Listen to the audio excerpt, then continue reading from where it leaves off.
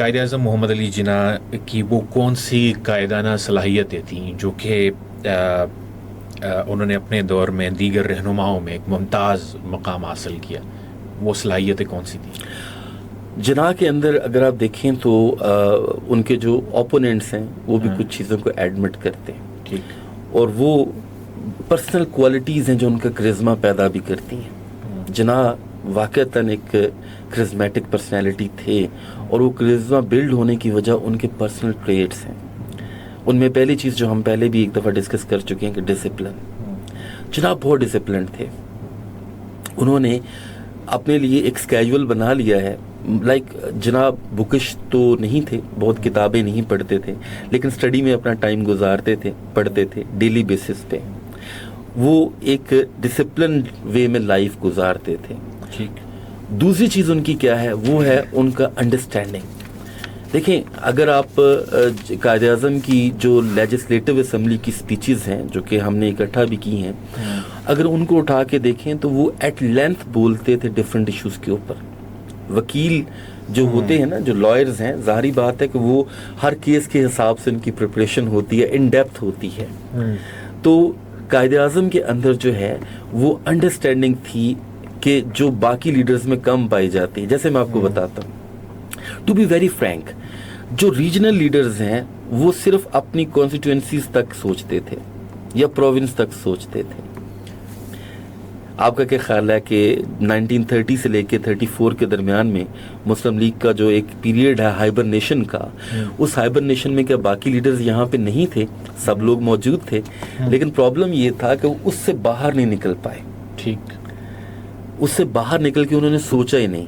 جناح ان سے زیادہ ویژنری تھے۔ وہ پہلے دن سے اس کو اس بات کا، اگر آپ دیکھیں تو جناح کی ساری سیاست مائنورٹی کویسچن سے سٹارٹ ہوئی۔ جی، اقلیت کے سوال کے اوپر انہوں نے شروع کیا۔ لکھنؤ پیکٹ بھی اسی چیز پہ تھا کہ اقلیت کو آپ اپنے ساتھ موقع دیں، اور وہ 1916 سے لے کے 1947 تک اگر آپ دیکھیں تو تقریباً یہ 31 ایئرز بنتے ہیں۔ 31 سال ان کا سیاست کا محور صرف ایک ہے، اور وہ کیا ہے؟ Muslims are a minority and we need something to constitutionally protect our identity, culture, religion, traditions and our livelihood. یہ ان کی سیاست کا محور تھا۔ باقی لوگ جو ہیں وہ وقت کے ساتھ بدلے بھی ہیں، انہوں نے اپنے سٹینڈز چینج بھی کیے ہیں۔ تیسری چیز کیا ہے؟ جناح کا ڈسپلن۔ جو ڈسپلن انہوں نے اپنے لیے رکھا وہ دوسروں کے لیے بھی برابر کا رکھا ہوا تھا۔ جناح واز ایکول ون۔ انہوں نے ہر ایک بندے کے ساتھ ڈسپلن میں، جیسے بہت سارے لوگ جو ہیں، آپ کو میں ایک مثال دیتا ہوں ان کے اپنے ڈسپلن کی اور ان کے ویژن کی، کہ یو پی کے اندر ایک کلیش ہے، اس کلیش میں کانگریس بھی کود پڑتی ہے اور کچھ ریلیجس پارٹیز بھی کود پڑتی ہیں، but Jinnah remained on side line. میں نے جب جناح کے لیے وہ خط جو لوگ لکھتے ہیں، اس زمانے میں خطوط تھے، ابھی قائد اعظم پیپرز میں وہ سارے پڑے ہوئے بھی ہیں، اور جناح پیپرز میں بہت سارے جو لیٹرز ہیں وہ پبلک بھی اویلیبل ہے، آن لائن بھی اویلیبل ہے۔ تو بہت سارے لوگوں نے انوائٹ کیا کہ آپ کیوں نہیں آتے؟ جناح ریمینڈ سائلنٹ۔ کیوں؟ کیونکہ ڈسپلن یہ کہتا ہے کہ جب تک پارٹی ڈیسائیڈ نہیں کرے گی میں کوئی اسٹیٹمنٹ نہیں دوں گا۔ پھر یہ کہ democracy, Jinnah was a true Democrat. آپ دیکھیں کہ مسلم لیگ کے اندر انہوں نے کہیں بھی یہ بات کہنا غلط ہے کہ Jinnah himself did something to Muslim League as a political party. Jinnah جو چاہتے ہو جاتا، but every time Jinnah kept everything in front of Muslim League working committee. جو 20 بڑے لیڈرز ہیں وہ سارے کے سارے صوبوں سے نامینیٹ ہو کے آتے تھے، پروونشل لیگ میں سے نامینیٹ ہو کے آتے تھے جناح کے پاس، اور وہ بناتے تھے ہائر کونسل، اسے کہتے تھے ورکنگ کمیٹی، اور ورکنگ کمیٹی کے سامنے جناح ہر ایشو رکھتے تھے۔ اگر وہ اپروو کر دیں تو ٹھیک ہے، نہیں کریں گے تو جناح اس چیز کو ٹیک اپ نہیں کرتے تھے۔ سو ڈیموکریسی جو ہے وہ کیا ہے کہ آپ کنسنسس سے چلیں، اور یہ بھی نہیں کہ وہ 2 صوبے ہیں، سارے کے سارے پروونسز میں سے ایک ایک بندہ وہاں پہ نامینیٹ ہوتا ہے۔ ہر سال وہ بدلتے بھی ہیں، نامینیشنز چینج بھی ہوتی ہیں اس میں۔ جناح نے کسی کو ورکنگ کمیٹی کے لیے نامینیٹ اپروول دیا، نامینیٹ نہیں کیا، نامینیشنز نیچے سے آئیں گی۔ ٹھیک، تو یہ ان کا ایک ٹریڈ تھا جو کہ باقیوں میں آپ کو نظر نہیں آتا. اور جو جیسے میں آپ کو بتاتا ہوں، اگر ان کے جو اس وقت کے لیڈرز ہیں جیسے سبھاش چندرا بوس، سبھاش چندرا بوس 1939 میں انہوں نے کانگریس سے علیحدگی اختیار کی. پہلے وہ صدر بھی تھے کانگریس کے، اور انہوں نے اٹھا کے سوچا کہ ملیٹنسی از دا اونلی حل، ملیٹنسی کے بغیر نہیں کام ہوگا. اچھا، اب نہرو جو ہیں، نہرو کی ٹائمنگ غلط ہے. 1942 میں کوئٹ انڈیا موومنٹ لانچ کر کے آپ نے وار ٹائم میں انگریزوں کے ساتھ کیا کیا اور انہیں اپنا دشمن بھی بنایا. اس کے بعد 37 to 39 جو کانگریس منسٹریز ہیں، نہرو کو اس وقت سوچنا چاہیے تھا کہ اگر آپ نے ایک کمیونٹی کو ساتھ لے کے چلنا ہے تو اس کو پروٹیکٹ کیسے کرتے ہیں. ٹھیک. اس بات کو بعد میں انڈیا ونز فریڈم میں ابوالکلام آزاد خود بھی لکھتے ہیں کہ ہماری سب سے بڑی غلطی کانگریس منسٹریز کی پالیسیز ہیں. جناح نے ایسی کوئی غلطی نہیں کی، جناح ساری کمیونٹیز کو ساتھ لے کے چلیں، بلکہ انہوں نے ایک سپیچ میں وہ یہ بھی کہتے ہیں کہ میری جو جدوجہد ہے that is not against even Hindus کے اگینسٹ بھی نہیں ہے، ہندو کمیونٹی جو ہے اس کے خلاف بھی نہیں ہے، نہ کرسچینز کے خلاف ہے، نہ اینگلو انڈینز کے خلاف ہے، نہ زوریسٹرینز کے خلاف ہے. میں تو امپیریلزم کے خلاف لڑ رہا ہوں. امپیریلزم ایک اپروچ ہے، ایک سسٹم ہے، ہم نے اس سسٹم کو ختم کرنا ہے، اس انسان کو ختم نہیں کرنا. اس سے زیادہ پیسفل کو بندہ کتنا سوچ سکتا ہے. ہم گاندھی کے پیس کی مثالیں دیتے ہیں، لیکن یہ کہ گاندھی کا کیا پیسفل پروٹیسٹ تھا؟ اگر آپ دیکھیں تو ہر دفعہ ہزاروں لوگ مرے بھی ہیں، زخمی بھی ہوئے ہیں، اچھی خاصی توڑ پھوڑ بھی ہوئی ہے. تو جناح کیا کہتے ہیں کہ نہیں، میں کسی کے خلاف نہیں، ہم امپیریلزم کے خلاف ہیں. وہ کہتے ہیں کہ ہم ایک انسان کے خلاف نہیں، ہم اس ہندوتوا کی اپروچ کے خلاف ہیں جو کہ دوسروں کو جینے نہیں دیتی.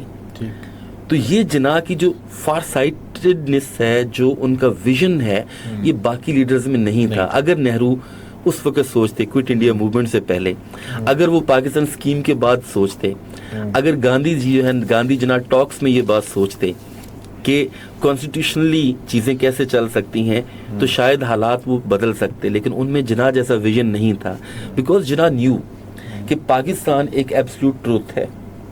انڈیا آج نہیں تو کل پارٹیشن ہوگا، کیونکہ ڈی کالونائزیشن جو ہے وہ اگر آپ انٹرنیشنلی اٹھا کے دیکھیں تو ونسٹن چرچل اور جو روز ویلٹ ان کے جو آپس میں ٹیلی گرام ہے، اس کا ایک ریکارڈ بھی اویلیبل ہے کہ مختلف جگہوں پہ امریکنز جو ہیں they pressurized Great Britain, decolonize yourself. اور جناح کو یہ بات پتا تھی کہ ورلڈ وار کے بعد ڈی کالونائزیشن ہوگی، کیونکہ یہ اتنے کمزور ہو جائیں گے کہ یہ نہیں رول نہیں رکھ سکتے. سو اس لیے وہ پاکستان سے نیچے کچھ ماننے کو تیار نہیں تھے. جب انہیں کہا بھی کیا تو انہوں نے ہر دفعہ یہ بات کی کہ نہیں، نتھنگ لیس دین پاکستان، اس کے بغیر نہیں ہو سکتا، اور یہ چل بھی نہیں سکیں گے. اور اس کی ایک اور ریزن جو کہ بعد میں اب بہت سارے سوشل سائنٹسٹ جو ہیں آج بھی ایگری کرتے ہیں کہ جہاں سیاسی اختلافات مذہب کی بنیاد پہ پیدا ہو جائیں ان کو آپ کبھی ختم نہیں کر سکتے. اور اس کی مثال آج انڈیا آپ کے سامنے ہے کہ بی جے پی کی جو سیاست ہے وہ مذہب کی بنیاد پہ اور ہندو ایکسٹریمزم کی بنیاد پہ آئی تھی. ٹھیک. آج اس نے انڈیا کو تباہ کر کے رکھ دیا ہے. انڈیا کی مائنورٹیز، ایون انڈیا کے جو لوئر کاسٹ ہیں، سب لوگ اس بات کو دیکھ رہے ہیں کہ جناح واز رائٹ. اب تو انڈیا کے اندر سے آوازیں آتی ہیں بالکل ایسے کہ قائد اعظم بالکل ٹھیک کہتے تھے کہ ہم لوگ جو ہیں ہم لوگ آپس میں نہیں چل سکیں گے. ٹھیک. اچھا سر، آج کل نوجوان اور خاص طور پہ پاکستانی قوم کے لیے جناح کا بنیادی پیغام کیا تھا اور اس پہ ہم کس حد تک عمل پیرا ہیں؟ کافی مشکل سوال ہے آپ کا. قائد اعظم پاکستان کے لیے جو سوچ رکھتے تھے کہ ایک ماڈرن مسلم پروگریسو اسٹیٹ ہوگی، ہم لوگ ترقی کریں گے. اس کے لیے میں آپ کو ایک چھوٹی سی مثال دیتا ہوں کہ 1944 میں جب کہ پاکستان کا بھی صرف اور صرف چرچا ہو رہا تھا، مسلم لیگ جو ہے وہ صوبوں میں پھیل رہی تھی، لوگ جوک در جوک مسلم لیگ میں آ رہے تھے. جو پرانے لیڈر ہیں وہ بھی اب باقی پارٹیاں چھوڑ کے مسلم لیگ میں آ رہے تھے. تو انہوں نے ایک پلاننگ کمیٹی بنائی. اس پلاننگ کمیٹی کے اندر ایجنڈا کیا تھا کہ جو پاکستان جب بنے گا تو اس کی اکانومی کیسی ہوگی، اور اس میں سارے اسٹیک ہولڈر شامل تھے. اس میں ایک عام دکاندار سے لے کے ریٹیلر سے لے کے ہول سیلر سے لے کے انڈسٹریلسٹ سے لے کے جاگیردار، نواب، ہر وہ بندہ جو کہ کسی نہ کسی جگہ کسی چیز میں کنٹریبیوٹ کر رہا ہے وہ اس میں شامل تھا. اور اس میں ایکسپرٹس بھی شامل تھے. ایکسپرٹ سے مراد جو کہ اپنے سبجیکٹ ایکسپرٹس تھے. اب وہ کمیٹی کی رپورٹ اویلیبل بھی ہے جس کو بعد میں ظاہر امپلیمنٹ تو ہم نہیں کر سکے, لیکن جناح کا ویژن یہ تھا کہ ہمیں اپنی اکانومی کو بہتر کرنا ہے. اور اکانومی کس طرح سے بہتر ہوتی ہے جب آپ سارے اسٹیک ہولڈرز کو بہتر کرتے ہیں. دوسری چیز کیا ہے, وہ ہے ایک ماڈریٹ سوسائٹی. دیکھیں جناح نے جب کابینہ پہلی بنائی تو قائد اعظم کا جو پہلا ویژن تھا وہ کیا تھا کہ پاکستان کے اندر مائنورٹی بھی پائی جاتی ہے, اور وہ مائنورٹی کی وجہ سے جوگندر ناتھ منڈل جو ہیں انہیں پہلی منسٹری دی گئی کیبنٹ میں 1947 کے بعد. اس کا مطلب کیا ہے کہ وہ ہماری اسٹیٹ کے اندر مائنورٹیز پروٹیکٹڈ ہوں گی. انڈیا کی طرح نہیں ہوگا, کانگریس کی طرح نہیں ہوگا. تیسری چیز جو ہے وہ کیا ہے, جناح دیکھتے ہیں جو کہ انہوں نے سول سرونٹس جو ہیں ان کا جو ایڈریس ہے ٹو دا سول سرونٹس وہ بڑا امپورٹنٹ ہے کہ you are servants of the nation. ہمیں خدمت کرنے کی ضرورت ہے, ہم جس بھی جگہ پہ ہیں, کسی بھی جگہ پہ ہیں. یہ انہوں نے اسٹوڈنٹس کو بھی کہا اور سول سرونٹس کو بھی کہا کہ آپ کسی بھی جگہ پہ کام کر رہے ہیں, آپ کسی بھی عہدے پہ کام کر رہے ہیں, آپ کسی بھی کیپیسٹی میں ہیں, آپ اسٹوڈنٹ ہیں, آپ اپنا کام ایفیشینٹلی کریں. Be a dedicated sincere disciplined hard worker, so that آپ قوم کو آگے لے کے جا سکیں. پھر اس کے بعد جو ہماری نوجوان نسل کو سمجھنے کی ضرورت ہے کہ پروپیگنڈا اس وقت بھی بڑا تھا. آپ یہ مت سمجھیں کہ 1940s کی سیاست میں اور آج کی سیاست میں کوئی فرق ہے. سیاست کے اندر ہمیشہ لوگ جو ہیں وہ بھی آتے ہیں جنہوں نے آپ کی ریس, لینگویج, ایتھنیسٹی کوئی نہ کوئی ایک اپنا مطلب لے کے آنا ہوتا ہے. پروپیگنڈا بھی ہوتا ہے, دشمن پروپیگنڈا بھی کرتے ہیں. تو جناح نے کہا کہ آپ اس پروپیگنڈا کا حصہ مت بنیں. پاکستان کی اسٹیٹ میں پروپیگنڈا, چور بازاری, ان چیزوں کی کوئی جگہ نہیں ہے. تو وہ پاکستان کا ویژن ڈفرینٹ تھا. آپ دیکھیں تو قائد اعظم نے جب 1 سال جو انہیں ملا ہے اس میں جتنا بھی کام ہوا اس میں ہیومن ڈیولپمنٹ پہ ہم نے کام کیا, ہم نے سول سروس کو بہتر بنانے کی کوشش کی, ہم نے اسٹوڈنٹس کو واپس یونیورسٹیز کالجز میں ڈالا, ہم نے ہیومن انڈیکس کو بہتر کرنے کی کوشش کی, مسلم امہ کے ساتھ اپنے تعلقات استوار کرنے کی کوششیں سٹارٹ کی. اور انٹرنیشنل سٹیج کے اوپر ہم کوئی ایک ایسی سٹیٹ نہیں بننا چاہتے تھے, نہ بن رہے تھے, جناح کبھی نہیں چاہ رہے تھے. تو ان کے جو ارلی میئرز ہیں وہ یہ چیز شو کرواتے ہیں کہ پاکستان ایک ماڈریٹ اسلامک سٹیٹ ہوگی جو کہ لوگوں کے لیے ایک ایگزامپلری اسٹیٹ ہوگی. ہمیں اس بات کو سوچنے کی ضرورت ہے کہ اسٹیٹس کے لیے 60-70 سال کچھ نہیں ہوتے. یہاں 100 سال تک اسٹیٹس ڈی اسٹیبلائز رہتی ہیں. آج کا فرانس آپ اٹھا کے دیکھ لیں, 5th ریپبلک چل رہی ہے فرانس میں. آپ امریکہ اٹھا کے دیکھیں, سول وار میں سے گزر کے آیا ہے. یہ وہی سول وار ہے جو کہ اس کی انڈیپینڈنس کے 100 سال بعد شروع ہوئی تھی. تو اگر ایک اسٹیٹ میں 100 سال بعد اتنے کرائسس کے بعد بھی وہ دنیا کی پہلی اکانومی پہ چلا گیا ہے تو ہم نے تو کچھ بھی نہیں دیکھا. آپ یوں سمجھیں کہ ابھی ہمارے لیے ٹیسٹنگ فیز ہے, ہم اس کو بہتر بنا سکتے ہیں, پاکستان پروگریس کر سکتا ہے. ہمارے پاس یوتھ ہے اور وہ یوتھ ہے جو کہ ہر آنے والی نسل ہم سے بہتر ہے. میرے سے بہتر کو اور کام کرے گا قائد اعظم پہ, کل کو وہ یہاں آ کے بیٹھا ہوگا کیونکہ وہ لوگ ہم سے زیادہ شارپ ہیں. تو جناح یوتھ سے بڑی توقع لگاتے تھے کہ آپ لوگ جو ہیں جو کہ فلیگ بیررز ہیں, آپ لوگ آگے لے کے جائیں گے.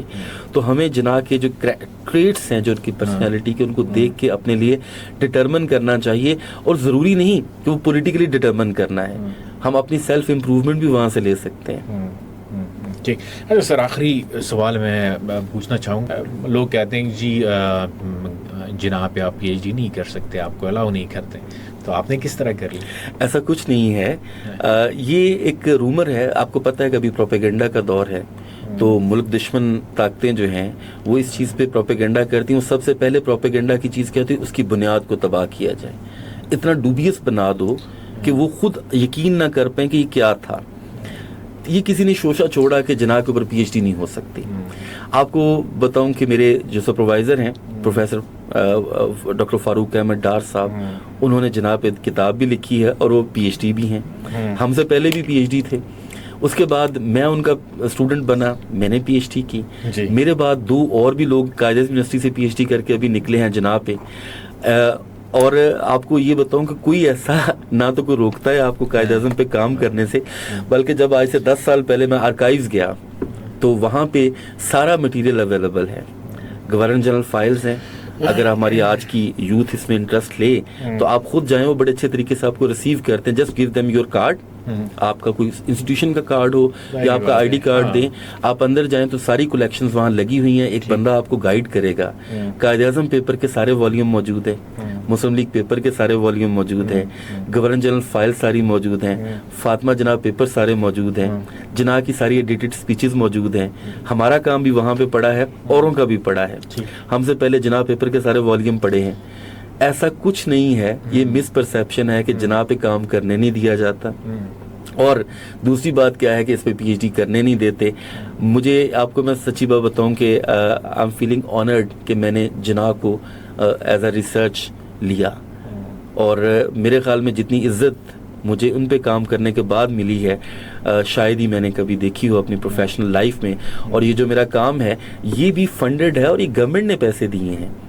ایسا نہیں ہے ہمارے پاس اتنے پیسے نہیں ہو سکتے, کوئی پبلشر اتنا بڑا پروجیکٹ جو ہے پبلش نہیں کر سکتا.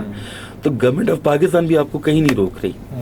یہ صرف ایک دشمن طاقتوں کا پروپیگنڈا ہے کہ شاید جناح کے اوپر ہم اس طرح سے پروپیگنڈا کریں گے تو نئی نسل جو ہے وہ یہ سوچے گی کہ ایسا کچھ ہے. ابھی جو بچے ہیں وہ زیادہ شارپ ہیں. آئی ایم شیور کہ دے ول وزٹ آرکائیو, وہاں پہ ہر چیز موجود ہے, اور دے دیم سیلف ول سی کہ قائد اعظم کیسے لکھتے تھے, ان کا سٹائل کیا تھا, ٹون کیا تھی ان کی. تو آئی ہوپ کہ ہماری جو نسل ہے, نئی نسل جو ہے, وہ اس چیز کو کبھی جا کے دیکھیں گے ضرور.